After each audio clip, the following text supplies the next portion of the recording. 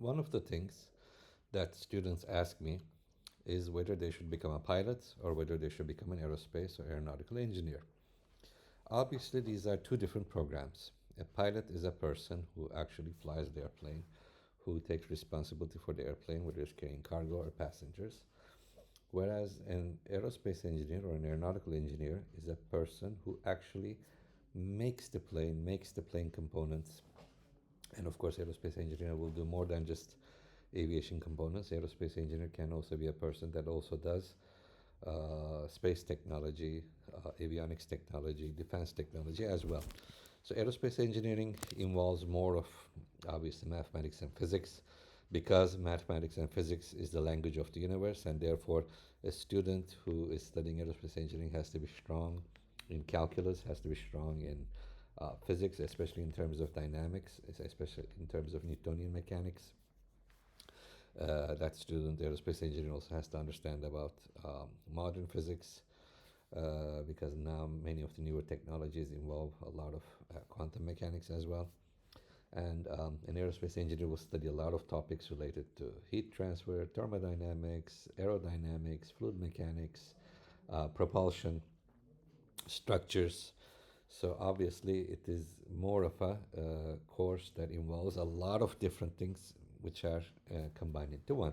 A good aerospace engineer will understand a lot about mathematics, physics, chemistry, material science, because to make something you need to understand how the materials work and how the materials come together.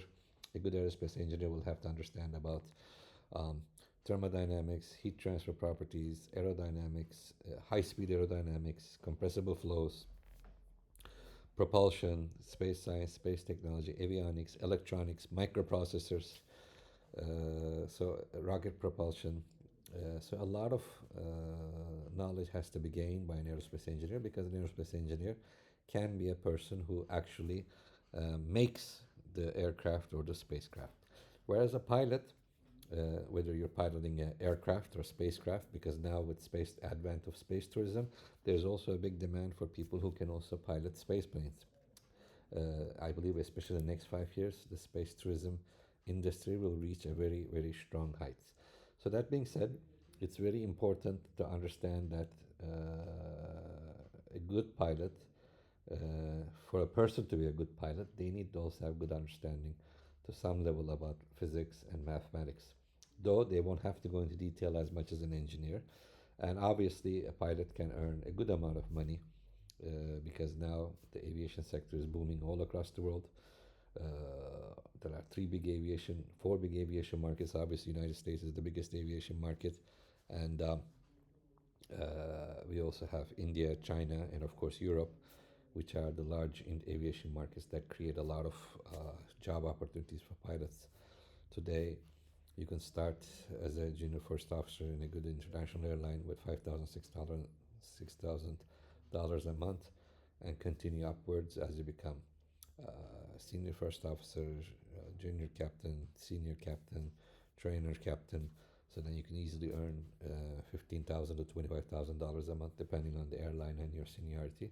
So obviously, these are good pay criteria for pilots. And if you're a pilot in the future, before you retire, you can also go into the aviation sector to become an executive and work in airlines at very high level positions as well. So it kind of depends on the student's interest. Like if you're more interested in making things, tinkering with things, then becoming an aerospace engineer is a good option for you. You will also earn good money. Aerospace engineers who are good at their job, who are innovative and creative, earn a lot of good money. But no, if you are more interested in driving the car, so to speak, rather than making the car, then it's a good idea for you to become a pilot. I wish the best to all my students.